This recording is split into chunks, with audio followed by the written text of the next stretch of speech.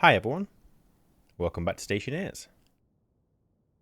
Right, if you have not seen the last episode, we basically just set up the furnace and we did it in the most basic way possible.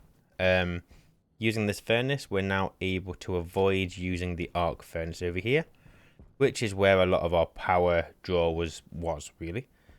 So, if you've not seen that one, I'd recommend going back to check it out. It should be in the top right corner, assuming I've got that working. So, as it currently stands in your playthrough, you've got your 3 printers, you've got power, and you've got a means to smelt your stuff. So you can basically start printing almost everything that you're going to need. Now, the question then comes, what do I need to do next? At this point in the game, you should probably be looking at your survival requirements. Power, we've sorted. Food, we haven't. And water, we haven't.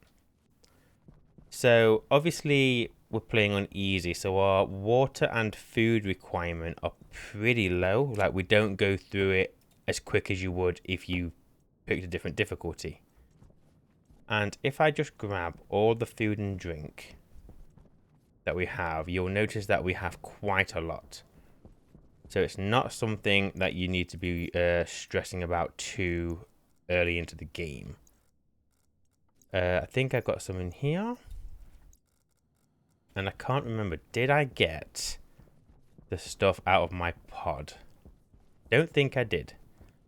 So make sure that you are coming to grab this water packet and the food packet out of your lander capsule. Do not forget. Also, this pill, which you should have started with in your inventory, which I obviously chucked on the floor, make sure you grab that as well, because if needed, that could help save your life later in the playthrough. But this is what we've currently got to kind of sustain us in the meantime. Now, water, do not be concerned about water. It is so easy to get. And we'll be doing that probably in the next video, not in this one. There are 3 things that I want to cover today, because we're obviously going to work towards our food and water. But yeah, there's 3 things. Number 1, I had a comment from one of my subscribers telling me that I should have gone through the Stationpedia in a bit more detail, so we're going to do that first. Then we're going to set up a box, so I'll show you how to build a box, get it vacuumed out, and then we're going to put an airlock in so that we can kind of have 2 separate atmospheres which aren't going to cross-contaminate each other. We'll go through that, but first of all, let's go back into our Stationpedia. So as mentioned before, I may have just run out of power in my suit.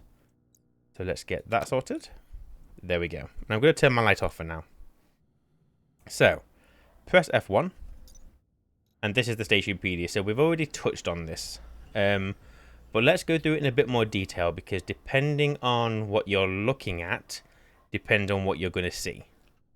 Don't forget that you can click on the pause button, and that will pause the game, so you can spend as long as you need in here, and you can just know that the game isn't taking that long for you. So, at the top, you've got the big guides button. Now, you can kind of go through this if you want to. It'll give you a bit of a kind of walkthrough, but it can be a little bit overwhelming, because it's just throwing all this information at you, and to be honest, you obviously aren't going to just come in here and read everything. You're going to come in here as and when you need to. But it just kind of go through some of the basic steps.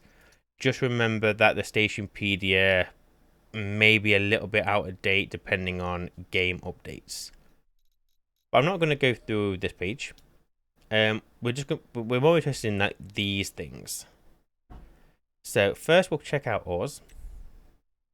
So obviously you know that ores are how you're getting your resources. You can get your ores that will process into metals. You've got your charcoal and your coal that can be processed into metals or used for power. And then you've got your ices, which you use for water or oxygen or volatile. There's also a lot of other ices, but you'll only find some of these in space. Actually, I think you'll only find space ice in space, but don't worry too much about those. So if we click onto a random ore, so we'll go to copper, for example, you get a bit of a description. you've got the prefab hash. Now, every single item in the game has a hash. Now, when you're first starting, don't worry about this. In fact, don't worry about anything here. They are used for later when you want to like automate stuff or you want to start doing coding. We're not touching on that. That is out of scope for where we currently are. The right hand side, you've kind of got the stack size, so you can hold a maximum of 50 in one stack.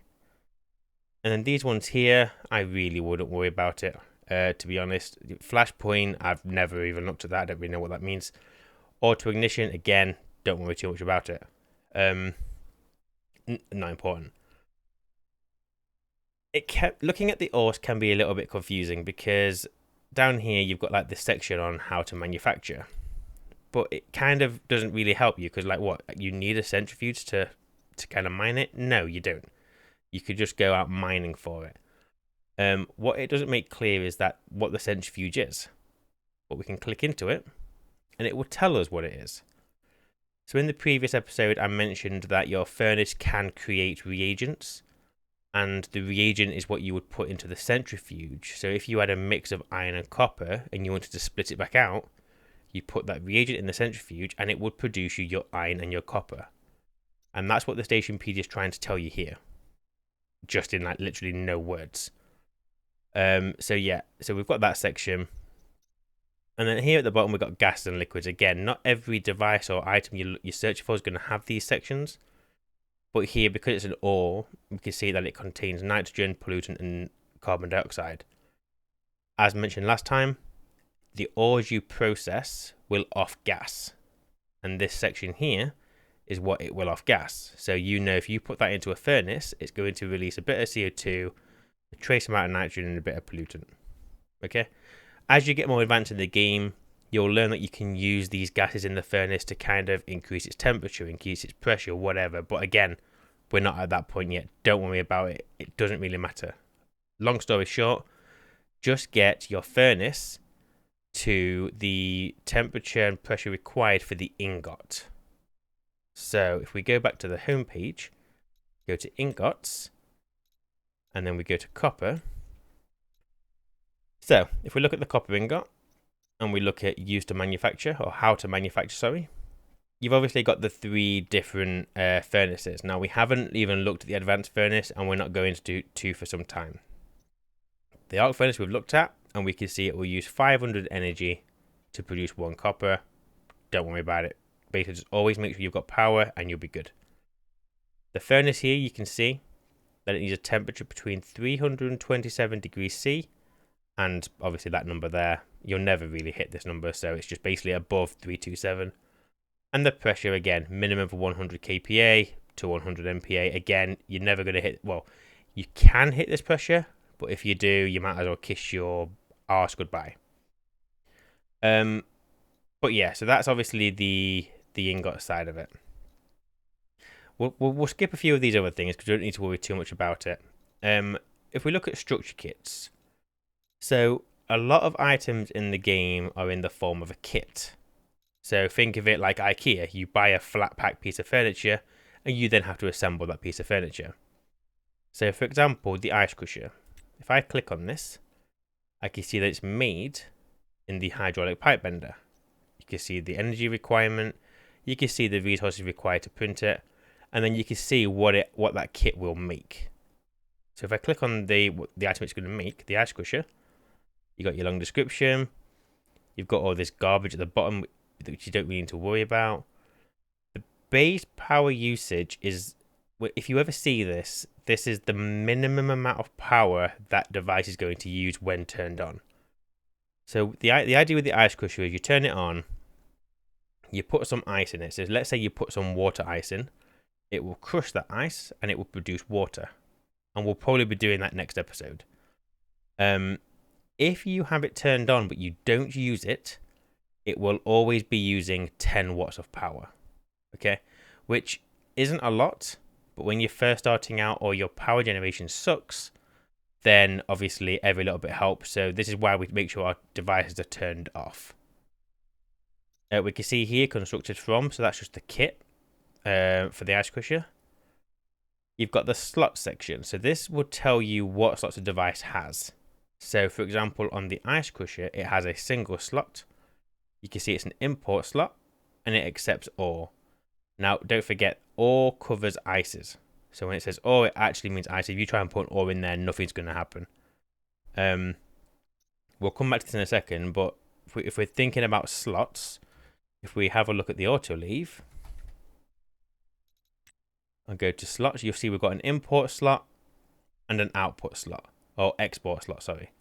And that is just the import slot on the left and the output slot on the right. Okay, so some devices have got 2 slots, some of them have more slots. Some of the slots you can visibly see, other slots are internal to the device. So an example of that would be the vending machine. So if we look at the vending machine, again, not something we're going to get into right now, but if we have a look at the slots, we can see it's got multiple import slots and, well, basically, no, it's got 1 import slot, it's got 1 export slot, and then it's got what I think is 99 storage slots. So it goes to 101, but the import slot and the export slot are once again, yes, 99 internal slots.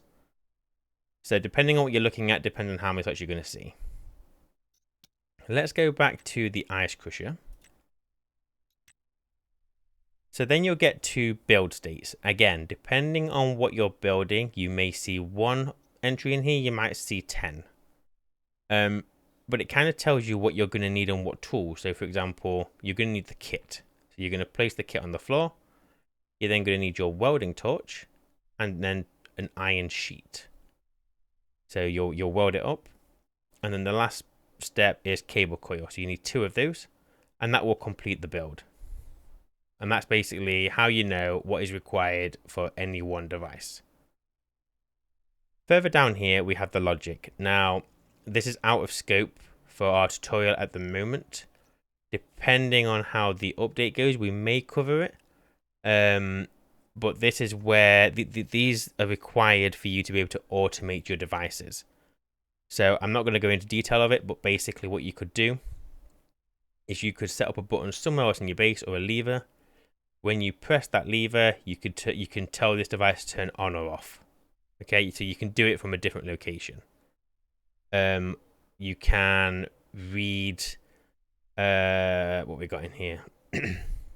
The ice crusher probably isn't the best thing to actually give you an example on, but again, I'm not going to go into it. Don't worry about the logic right now. We will cover that in a later episode.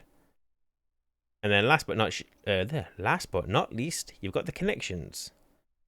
Now, the connections are better seen visibly when you're looking at the actual device. This doesn't really give you too much assistance, really. For starters, you've got connection 0, connection 1.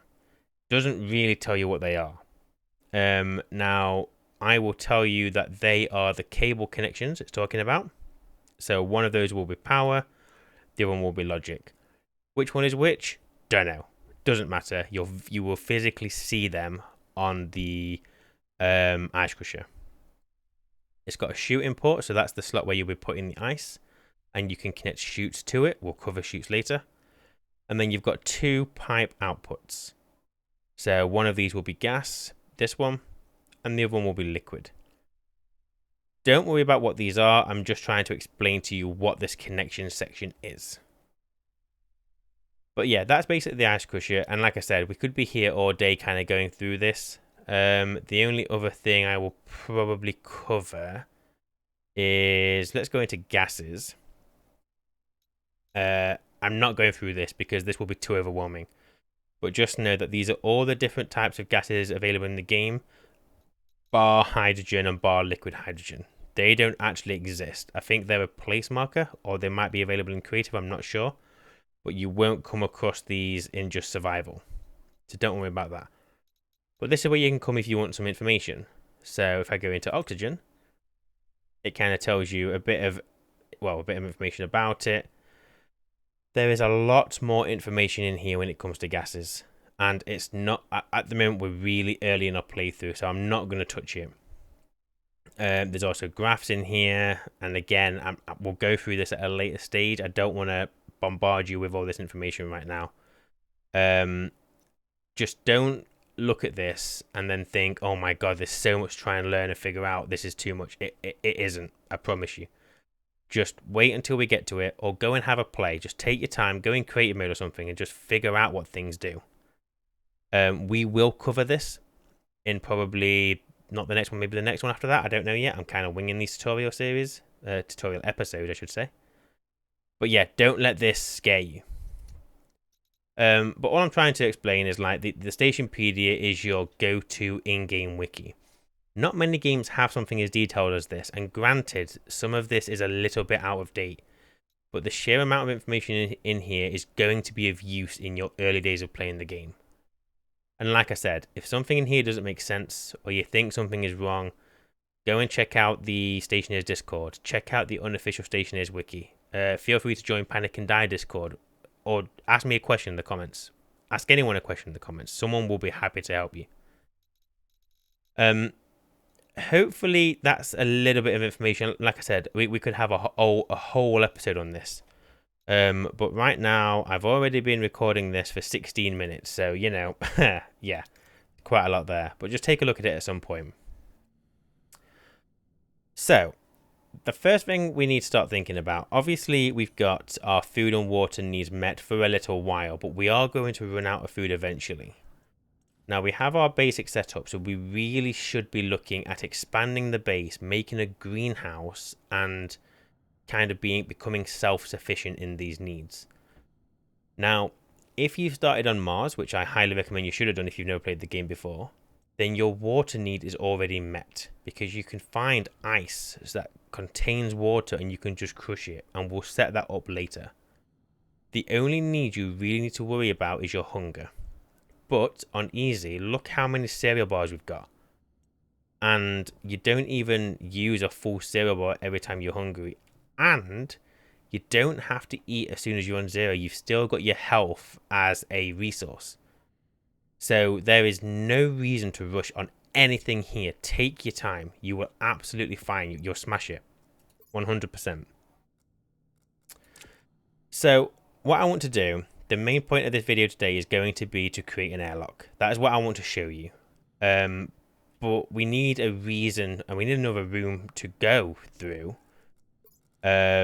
We could create an airlock here, but there's no point because we want to make a greenhouse anyway. So what I'm going to do is I'm going to pop a hole here, and we're going to just make our greenhouse on this side. So I've removed the iron sheet by using my crowbar, and I'm going to get my angle grinder. I'm just going to rip that wall down. And what we're going to want to do is build a bit of a box which is going to have enough space inside of it so that we can comfortably set up a room. So head back over to your lander, and I'm hoping I still have some frames left, because I can't remember if I've used them all. We've got 11 frames there, and that is all she wrote. So we'll do what we can. And then we can also use some walls, to be honest, save ourselves some resources. Now, what I'm going to say is the greenhouse that we're going to make isn't going to make any sense. But just bear with me, okay? For anyone who knows what a greenhouse is, this you're going to be like, what? What do you mean? Start by building a frame out, okay? That frame, or above that frame, sorry, is going to be where our airlock is, a single block. Any blocks past this are going to be the room. Now, for a greenhouse, like, obviously, the roomier the better. And we are going to slightly oversize this just so we've got room to move around. And so it doesn't look too cramped and too busy. Okay? But I'm going to massively oversize this, just so we can put everything in there and you can clearly see what we're doing. What you can do, though, is you can make a greenhouse probably a 2x3. Okay, and that would be big enough. Definitely be big enough. Now, I'm going to use walls, mainly because I want to just kind of look after... Actually, you know what? No, let's not do that. I was going to use walls for the roof. But we've got iron. We can go mining. Let's just make some more frames. So I've gone for a 3x4. So that's 12. I'm going to want 12 frames for the ceiling, and then we will put walls around the outside. I'm just doing this so that we can put things on the ceiling should we need to. Now, whilst we're waiting for that, obviously we've got a slight issue with power. Now, don't forget, we got our our solid fuel engine here. So I'm just going to put a little bit of coal in. Not loads. I'm going to split the stack by 7 by clicking on it and then clicking on split half. And that will put half the stack into one of my hands, whichever is free. We're going to drag that in. And there we go. With it on, that will now be producing power for this APC. And you can see that the light is flashing blue and green. The reason why I've only put 7 in there is because the generator won't stop producing power if it's not being requested. So you can waste your coal.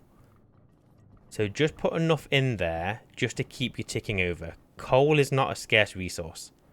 So don't worry about running out of it. Just put a little bit in. Don't waste it. But if you do put too much in and you waste it, it's fine. Just go and mine some more. So I'm going to just pick up these frames. We've probably made too many there, but actually that's probably going to benefit us. So I think I don't want 12, I'm going to make 15, and I'll show you why. So, where the airlock is going to be, my advice is that you have the block at the bottom, and then you have a block either side, and a block on top. Okay? That is just so you do not accidentally pop anything. It allows you to place items on the wall quite easily. It's just a safe space.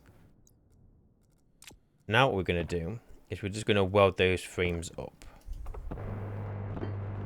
And we're going to completely weld them up. And also what we're going to do is we're going to need more iron sheets.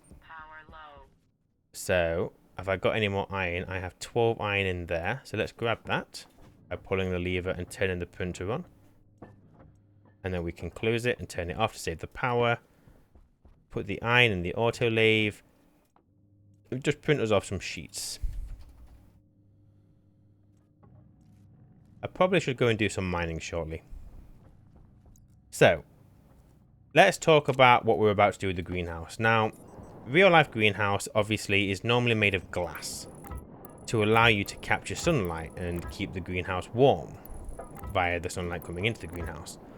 We don't want to do that on Stationeers, or at least we don't want to do that to begin with. And we're going to go through it in a bit more detail, but long story short, the amount of sunlight your crops get matters. And if they get too much, they can wither and die.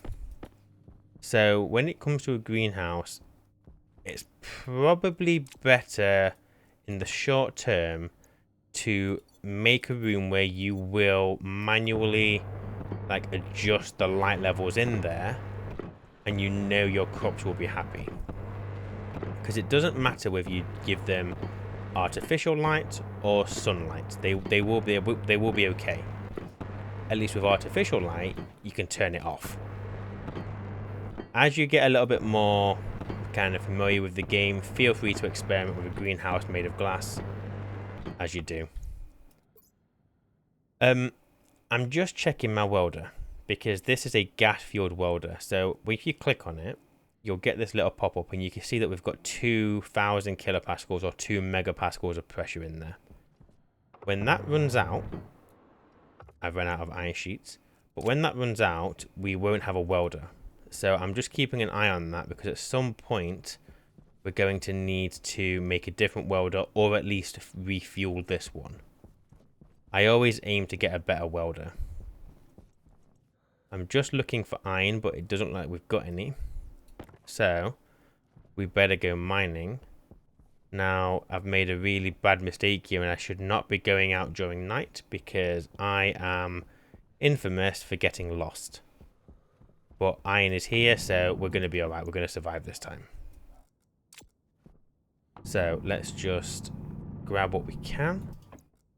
I always keep my mining belt on screen just so I can kind of see where I am, how much of whatever I've got. You can see here that I'm actually pretty full of the ices. So I will start chucking iron on the floor if I try and collect it when my mining belt is full. So just try and manage your inventory as you're obtaining items. Now, we don't need loads of iron to begin with. We just need a little bit. And because it's nighttime, I'm not going to go on a massive mining run. So I think we're good. Yeah, okay, we're going to head back. Luckily, I can see my lander pod there, so I know which direction I'm walking in. Which is why it's also important not to grind those down too early, because they can help you find your way back home. So, let's head over to our furnace that we set up in the last episode. And we can see there that the temperature is pretty cold. Okay, we're not going to be able to produce iron in there. But we can still process it ready. So I'm going to put my iron in. And you'll see that it will still process the iron. It just won't be at the right temperature or pressure for it to become an ingot. You can see as well I've got the lever closed. Because again, iron is the only thing in there. If I wanted to put something else in there, I need to make sure I open that lever. We can see there, pressure's fine. The temperature is too cold. So, what we're going to do is we're going to grab a couple of volatile. And then what we'll do is we'll grab an oxide.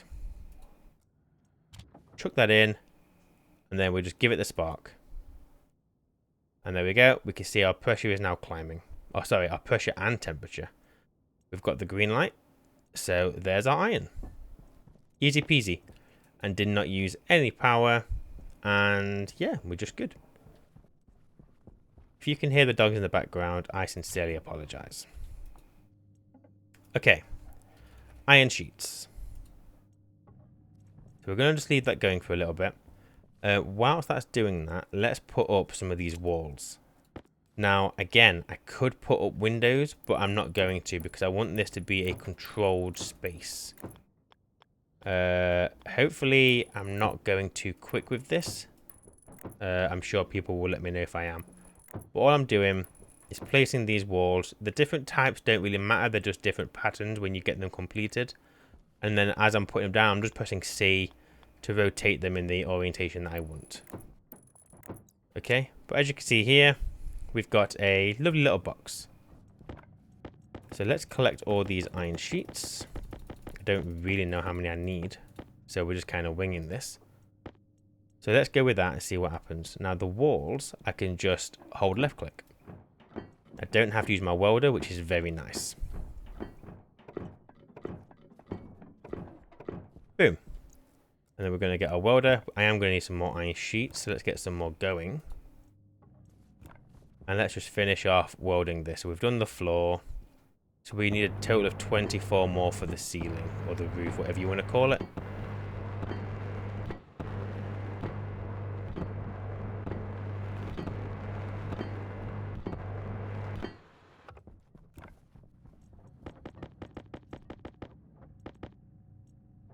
Right, that will potentially do.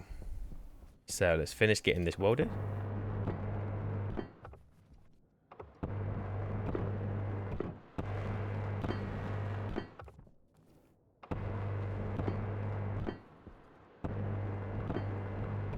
There we go.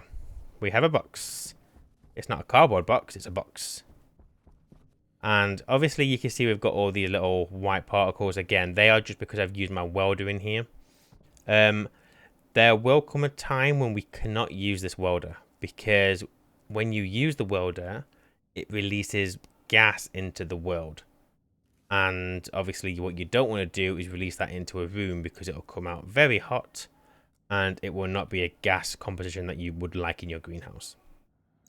Okay, so here you can see we've got a room, and it's a pretty nice room, but it's not finished because we need to put our airlock in. Now luckily, because you are playing on easy, so you haven't gone for the brutal start, the game provides everything that you need to build an airlock. I will put that in my tool belt, put you in my tool belt. No, I won't, because my tool belt is apparently full. Fantastic. Never mind. So, head out to your lander, and you are looking for this crate called Airlock Supplies. Okay, so you've got an active vent, a console, a kit sensors, a data disk, 2 doors, an airlock chip, and a labeler. You also start with a passive vent, but we used that when we set up our furnace, so we'll need to print out a new passive vent. Let's do that now. Let's go into my autolathe and get my iron out. Thank you, autolathe. And stick my iron in there. And print me out a single passive vent. Don't forget, when you start printing, press the yellow arrow so it doesn't print multiple of the same item that you don't want. So turn that off. Boom. Okay. So, what is an airlock? If you don't know what an airlock is, it's basically a small compartment or a small room which allows you to pass from a pressurized space into a pressurized or vacuum space without the risk of transferring any gas from one room to the other. So this is obviously what, if you've played Space Engineers, this is what you can make on there. But Space Engineers doesn't really matter with this too much, to be honest. Or in real life, obviously, they would use this when they're going up to space, I assume. I'm not clever enough. I'm not getting into that kind of conversation. So what we're going to do is it's basically going to be 2 doors. And when we go into the airlock, it will close both doors, or it will make sure both doors are closed. And it will pull all the air out of this cube that I'm stood in. And it will put it into the room you came from. That way, it's not lost. Now, one thing I will say is that on the game, when you're playing on easy, you start with an airlock chip. Okay? That is this guy here. But there are 2 of these in the game. You've got the airlock chip, and then there is also something called the advanced airlock chip. Okay? That one. And as you can see, it's pretty easy to make. Just a bit of iron, gold, and copper. We have all these things. So, instead of making the basic one, we're just going to jump straight to making the advanced one. If you're asking why, surely we should be starting from the beginning and just using this one.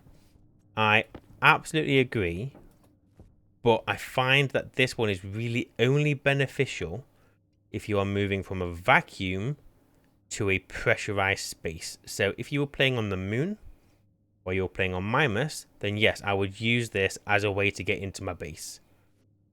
But the idea long term will be this will be our greenhouse, which will have gas in it. And this will be our workshop that has gas in it. Neither of these will be vacuum. So I don't find that that chip offers me anything or benefits me in any way. So we're going to jump straight in and make the advanced one. Remember, press the yellow arrow so you don't make more than one. And there we go. Our advanced airlock.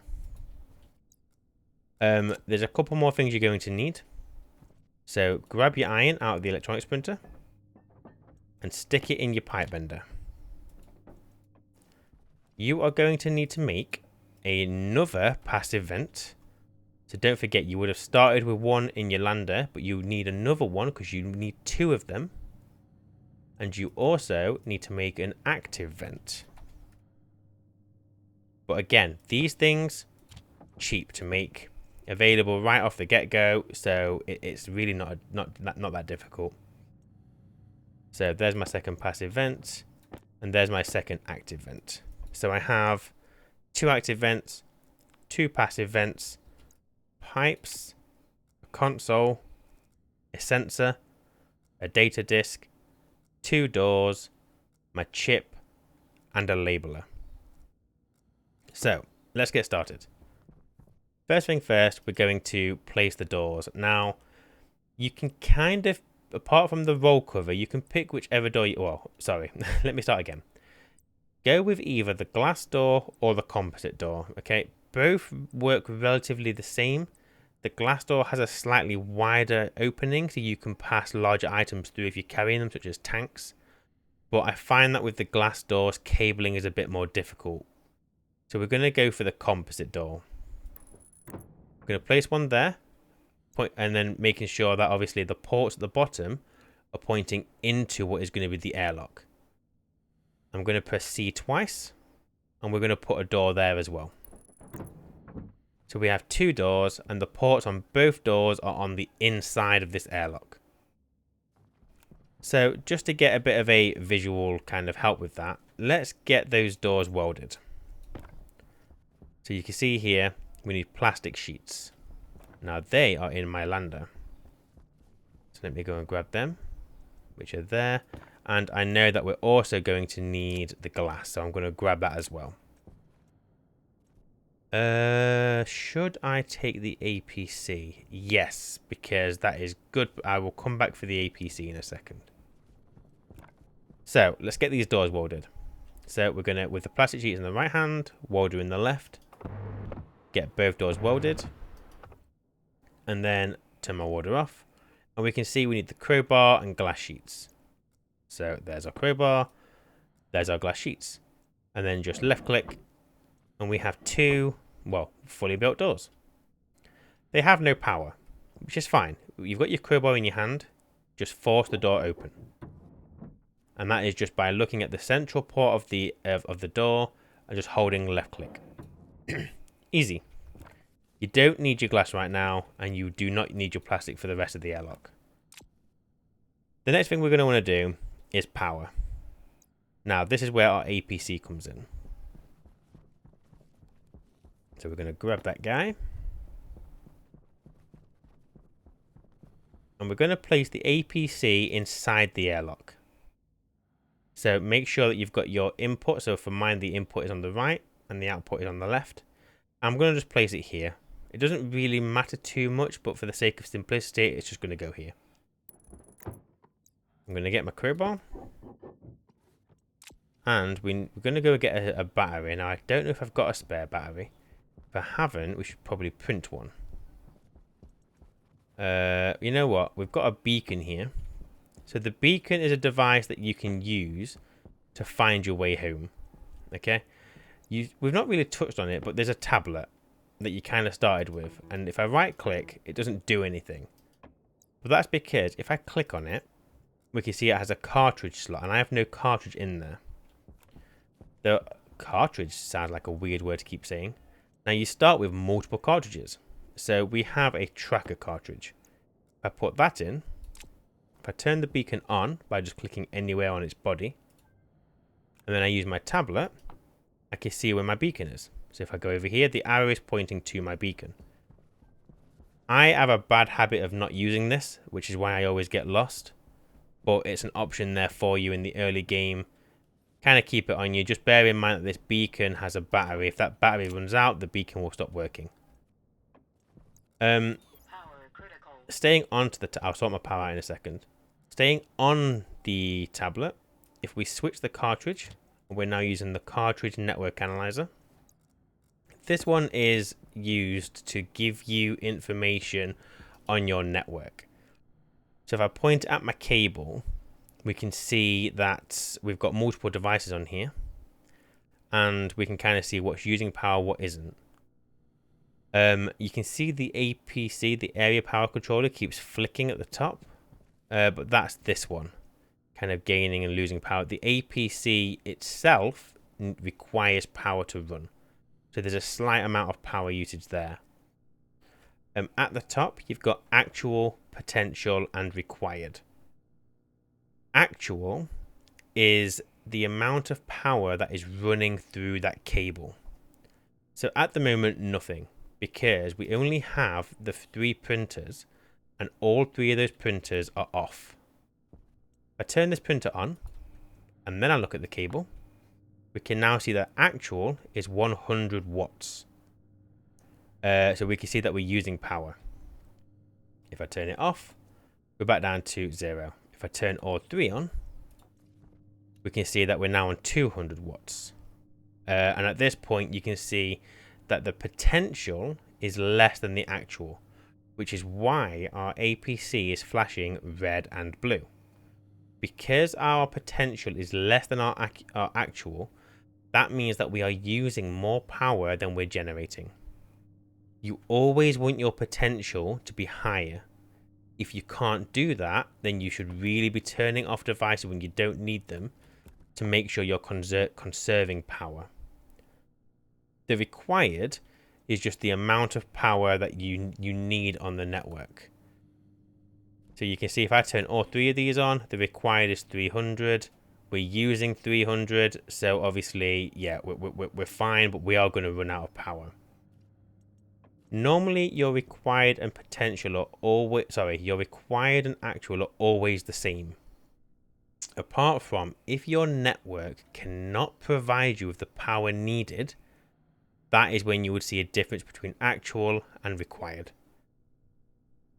I've realised that I've said actual, potentially required quite a lot there, and I'm really sorry. But I hope that makes sense. Basically, actual is what power you need.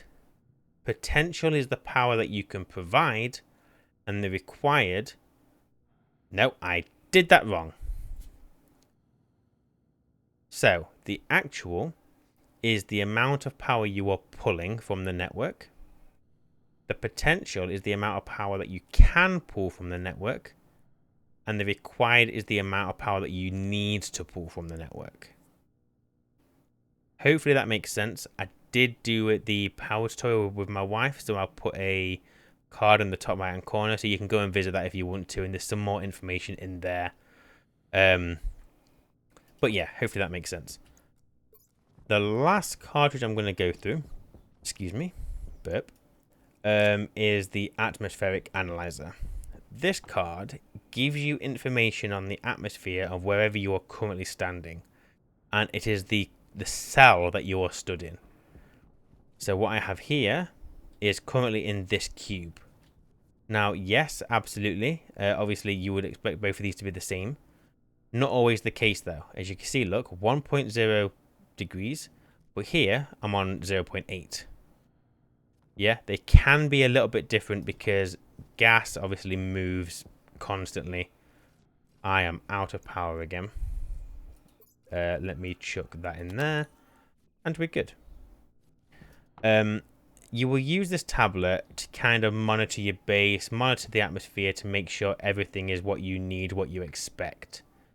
What we can see is that the world, so Mars, contains the most is CO2 at 95%. There is a trace amount of nitrogen, a trace amount of O2, and then a even smaller amount of pollutant. In all honesty, on Mars, the only thing that we really care about is the CO2. Yes, oxygen is helpful, but we can get that via other means quite easily. Nitrogen can be helpful, but it doesn't really have a place in the early game. And by the time you get to the late game, you probably missed where it would have helped you. Unless you want to grow multiple types of crops, but we're not getting into that right now. Pollutant is kind of like a waste gas. It's like an exhaust gas. You don't want to breathe that in. Your plants don't like too much of it, but it does have some very specific uses, such as cooling in the late game, or more mid game, not really late game. But again, we're not getting into that. Why was I talking about this? I don't even remember. But there you go. I showed you something about the tablet. So we have... Oh, yes, we were actually after a battery, weren't we? That was the whole point. Now, we don't have a battery for this, and we don't really need one. But what we'll do is we will go and borrow the battery from the beacon. Just a personal preference. If you want to, you can always print out a battery from your electronics printer, but I'm not going to do that right now. I just need a small amount of power in here that will work as a backup. I'm going to get my tool belt and I'm going to get my cables. And what I want to do is I want to continue this power line to that APC.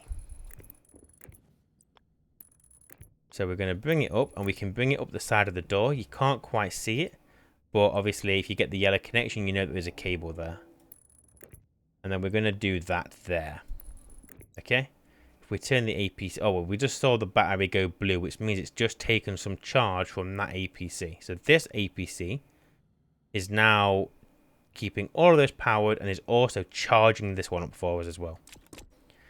This is not the most efficient way of setting up your power. In an ideal world, you would have a main power line running through your base and you would feed off different APCs or transformers from that line. Again, we're just doing the bare bones. We will come back through the base and improve our setups or replace them completely. But for now, we're just getting it working. We've got our APC. We're going to turn that on. And now if you want to, you can close it. Some people like to leave it open so that you can always visibly see that battery and you can easily get to it. But I'm going to just close it for now just to make it a little bit tidier in here. But the APC is now basically going to provide power to everything coming out of this port. So let's get this airlock set up. You've got 2 active vents. Now, you can kind of place them wherever you want to, but I'm going to do it in a specific way just because I choose to. I'm going to put the active vents sideways. I'm going to put one there. And then I'm going to put the other one there that way. So the large connection is your pipe connection. That needs to go outside of the door. The small connection is your power. That's going to be feeding from the APC. So you can see there, you've got one on this side with the pipe going that way, one on this side with the pipe going that way. We're going to cable them in. So we're going to get our cable, place it there, place it there. Both those vents are now powered. We can test that by turning it on. You can see it flashing. It's erroring because we haven't got a pipe, but we can see it's got power. So we're happy with that. Next thing we're going to do, and again, there's something here which we will go through later to improve the setup, but right now, just grab your pipes, your yellow pipes, because you don't start with anything else, and then just connect the vent to that pipe and it coming out like this. So you can see that you've got the yellow connection, which is onto the vent, and the green connection, which is coming out here. Do the same on both sides. Okay, you can't see the pipe, but we know it's there. In fact, because we've put these frames here, we can actually remove those walls so we can see what we're doing. So there you can see, look, because the frame is there, we're not going to lose any pressure when we pressurize the space. So that is fine to do. Heck, we can even remove the walls completely. It doesn't matter. Okay, so you can see the pipe. Next, we need our passive vent. Where the hell have I put them? There. See? Floor storage is great. Connect your passive vents to the outside of these pipes. On both sides. So what that's going to do is as you go in, the door behind you will close. This vent will suck the gas out of this box and push it via this passive vent into the room you came from. Once this room is empty, it will then open this door. Any gas on this side will come into the airlock and pressurize it, but our greenhouse gas is safe. And it works the other way. This is outside gas, as you can see from our tablet. We obviously have this stuff. So if I was to go into here, turn on the airlock, that gas would go onto that side. And then that's not really lost, doesn't mix into our greenhouse gas. And then this door would open and our greenhouse gas would come and fill the airlock. And that's all this is going to do. The next step is the console. I'm going to place the console on this wall. Why, you ask?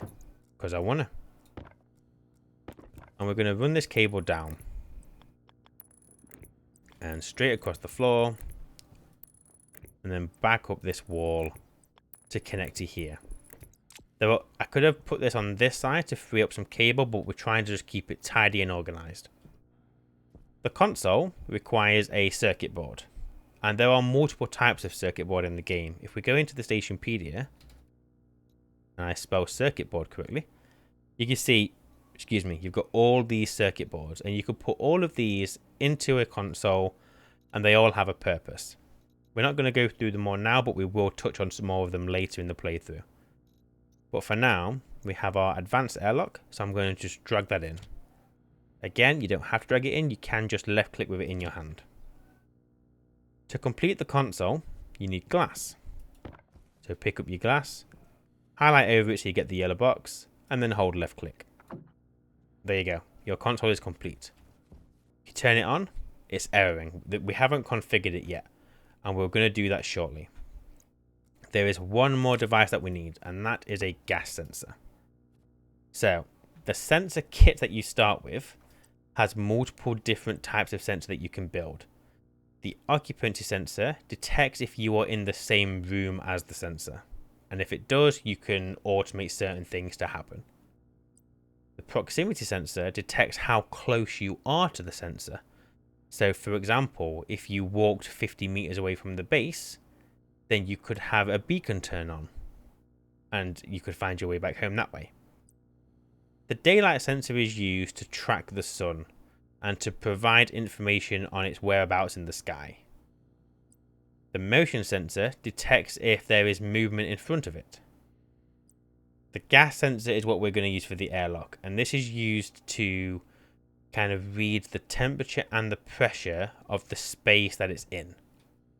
So if I place it there with the port going to that cable, and then we get that cabled in.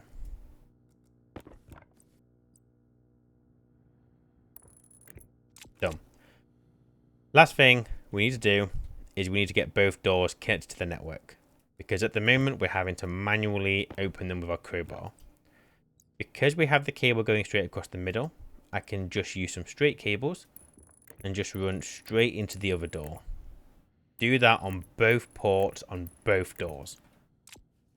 We now have a pair of working doors. I can click on the buttons and the doors will open and close without me having to manually force them open. This airlock is now ready. Now we've got a slight problem over there, as you can see. We are running low on power. So I am going to just have a break from the airlock for a second, and I'm going to chuck my other 7 coal in, just to keep us going for now. But I think what we should do is we should increase our power, because we only have 2 wind turbines and a solar panel, and at night the solar panel is doing nothing. So just for ease, let's make some more wind turbines. So in the electronics printer, search for wind. We need iron, gold and copper. Grab them. Let's chuck all of our stuff in because we can. Where is my iron? There's my iron.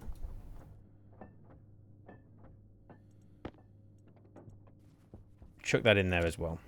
That's going to make us another 2 turbines in total, which, you know what, is fine. We will effectively double our power production. So, whilst we wait for those, let's get this guy finished. Just to go over what we've got 2 active vents. Each vent is connected to a passive vent on the, well, of the 2 rooms connected via the airlock. We have the APC, which is responsible for bringing power into the airlock. It will also act as a backup if that APC runs out of power.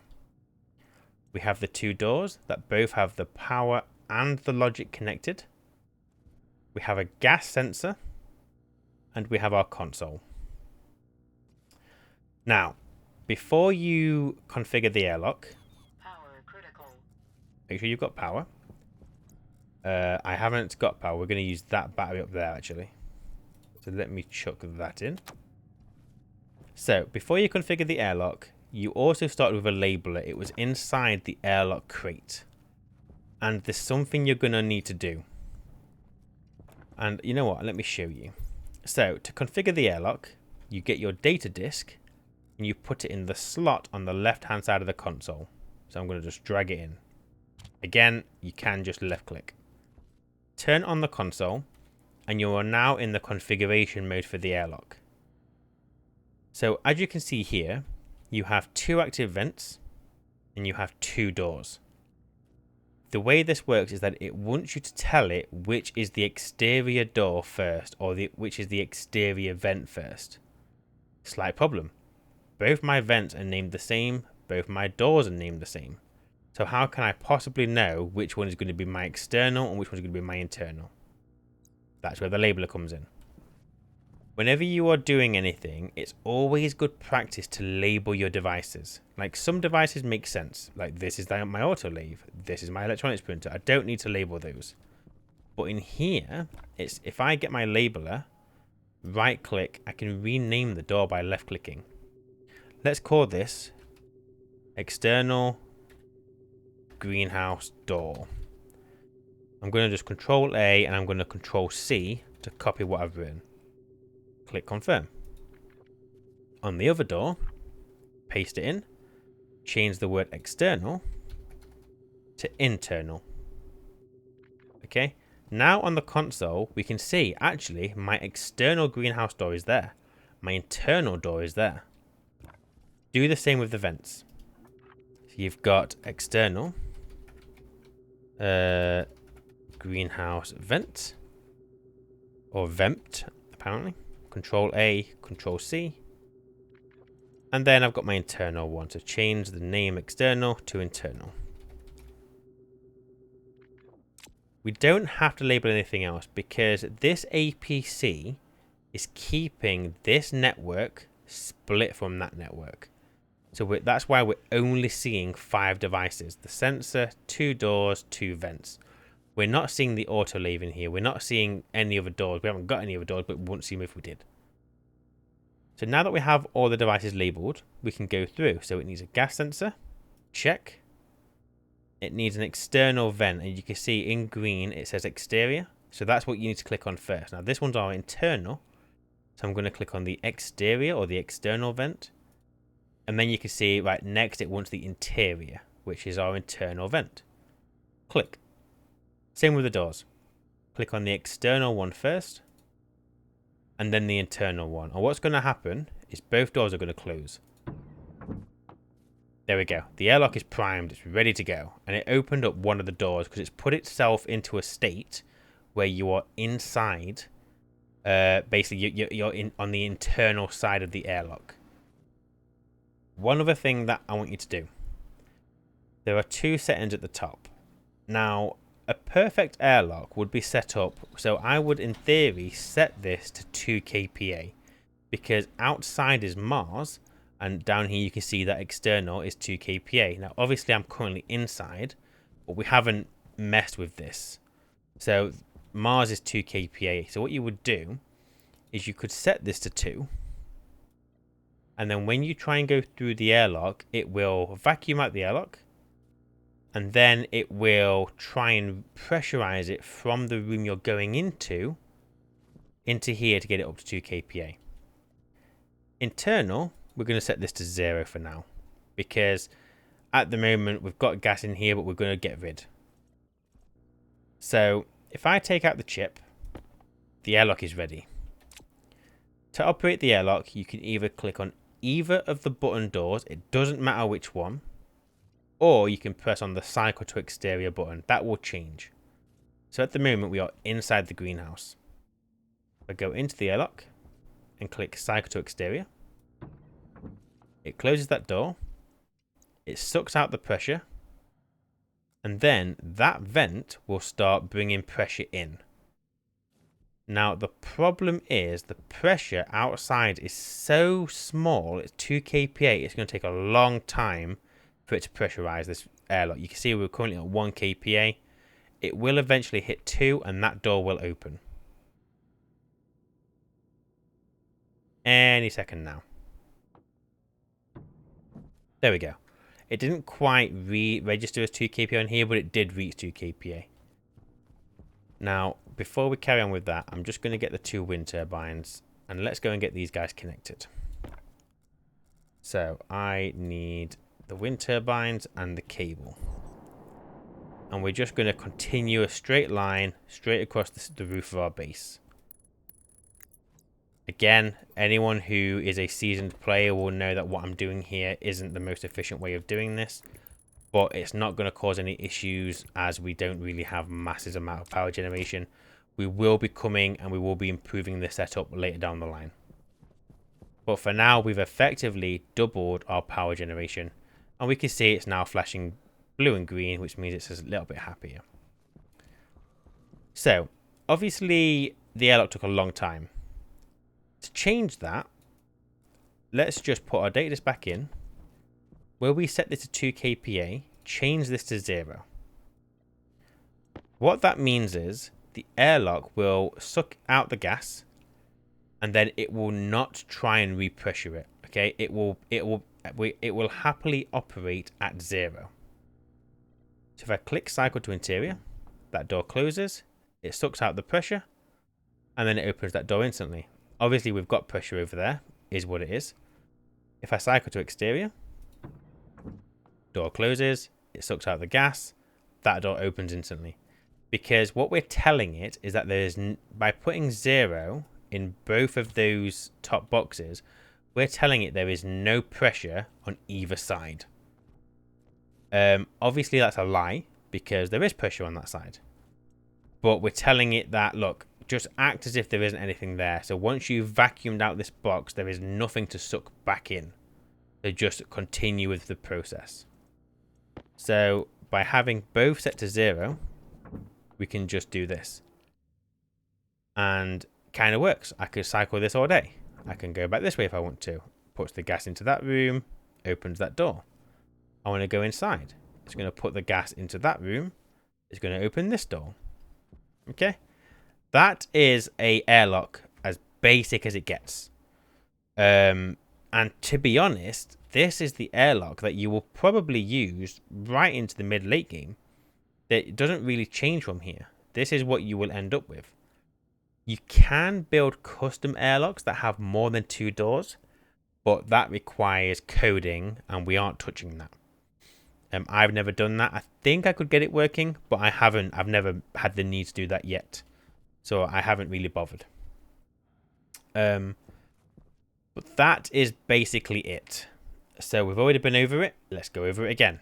Our airlock is made with a console, a sensor, 2 vents, each vent connected to a passive vent on the relative side of the airlock, the APC that provides power, 2 doors.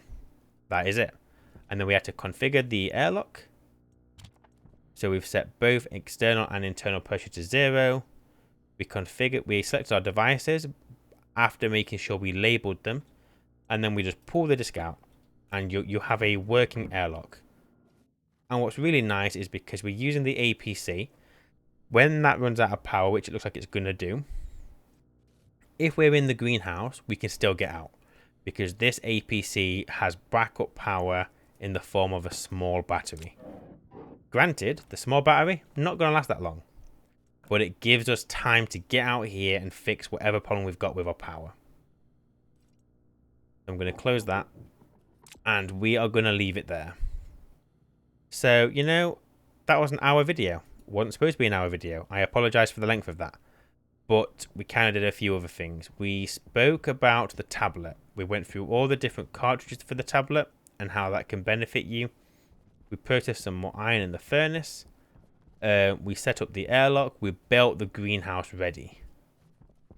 Next time, we're going to start looking at pressurizing that airlock. But we need to create a system that is going to keep the plants watered. That's going to keep them within the ideal pressure, within the ideal temperature. We're going to eventually need to make a system where we can collect the oxygen. It's going to get quite complex, but we're going to break it down into multiple minute videos, try and make it as simple as possible.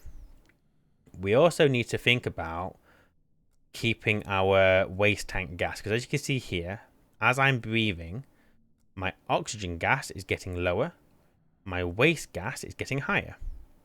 This waste gas is valuable to us. This contains CO2, which we are going to need for the greenhouse. So next time, we will start with the greenhouse. Uh-oh, I have no power. So I'm going to end this video with me going out and just going to get some coal. And while I'm out here, I'm also going to just gather some more resources. So I highly recommend if you're playing along, you do the same. Go and grab yourself some coal. Go and find some iron, some copper, and some gold. And then we'll pick up where we left off next time. So if you've made it this far, congratulations. I hope you're enjoying the game. And yeah, until the next time, take care and enjoy playing Stationeers. Bye.